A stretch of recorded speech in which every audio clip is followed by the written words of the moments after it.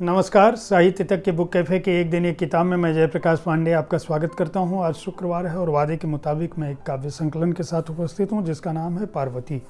ये शेखर जोशी का काव्य संकलन है। शेखर जोशी जाने माने कथाकार हैं और आपका पहला कहानी संग्रह 1958 में आया था, कोसी का घटवार।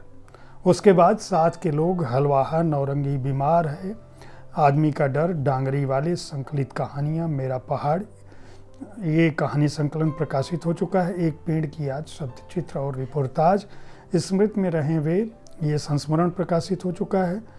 कविता संकलन अब तक उनका एक ही प्रकाशित हुआ है, न रोको उन्हें शुभा, और एक आत्मवृत्त प्रकाशित हुआ जिसका नाम है मेरा ओलिया गांव। बहुत सारे सम्मान पुरस्कार मिल चुके हैं, फिल्मांकन और मंच प्रस्तुति भी हो चुकी है। मैं इस काव्य संकलन पार्वती से कुछ कविताएं पढ़ता हूं जिनसे आपको समझ में आएगा कि किस तरह की कविताएं शेखर जोशी, जो वरिष्ठ कथाकार हैं, रचनाकार हैं, वो लिखते रहे हैं। पहाड़ों की बर्फ फ्रिज से निकालकर गिलासों में ढाल लेते हैं, जिसे रंगीन पानी के साथ चुभला भी लेते हैं कभी कभी। खूब ठंडी ठंडी होती है, यही शायद आप समझते हैं बर्फ है। बर्फ जला भी देती है, गला देती है नाक, कान, अंगुलियां। पहाड़ों की बर्फ बहुत निर्मम होती है, बहुत सावधानी चाहिए इस बर्फ के साथ। अक्सर देखा है बेपर्दा आंखों को, अक्सर देखा है बेपर्दा आंखों को अंधा कर देती है पहाड़ों की चमकती बर्फ। ये 1994 में लिखी हुई कविता जो पार्वती में शामिल है। एक और मैं कविता पढ़ता हूँ जिसका नाम है पुनर्जन्म, एक प्रार्थना।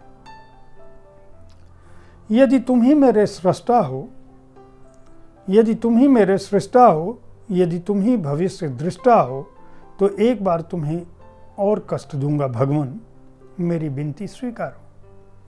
84 लाख योनियों में मैंने फिर कर जन्म लिया, तुम्हारे ही हाथों ने मुझे कभी कीड़ी तो कभी कुंजर का रूप दिया। तुम ही तो थे जिसने अंततः बनाया मुझे आदमी। मैं तो प्रसन्न हूं, पर तुम्हें ही चैन नहीं आज भी। अगली बार क्या बनाओगे मुझे, इस पर कुछ सोचा है? सच कहता हूं तुम पर दया आती है भगवान, तुम्हारे सिर पर भी कितना बोझा है। सुनो, नए मान मूल्यों के चक्कर में कहीं मुझे कैक्टस न बना देना। दुनिया रस गंध की प्यासी है प्रभु, कांटे चुभाकर हमें किसी से क्या लेना। उचित तो यह होगा तुम मुझे मछली की काया दो, मगरों का उसे क्या डर जिस पर तुम्हारी छत्र छाया हो। मेरी चिर इच्छा है कि डूब कर पानी पीऊं, जब तक जीना है प्रभु मस्ती में जीऊं। क्या व्यंग कसा है शेखर जोशी ने अपनी कविता से।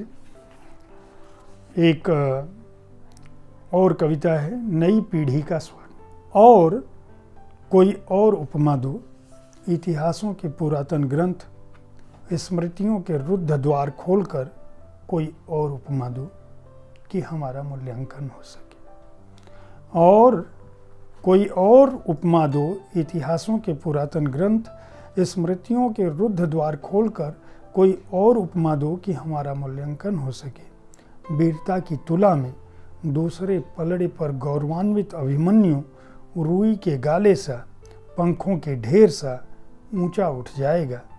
दुनिया हंसेगी उस पर, दया करो। शत्रुओं ने जो व्यूह रचे उन्हें तोड़ना यदि वीरता है तो निश्चय ही वह वीर था। पर शत्रुओं ने जो व्यूह रचे उन्हें तोड़ने से पहले हमने वे व्यूह भी तोड़े जो मार्ग में खड़े थे, जिनके निर्माता हमारे ही संगी थे, हमारे ही सहोदर थे, अच्छे अनुभवी थे, हमसे कुछ बड़े थे।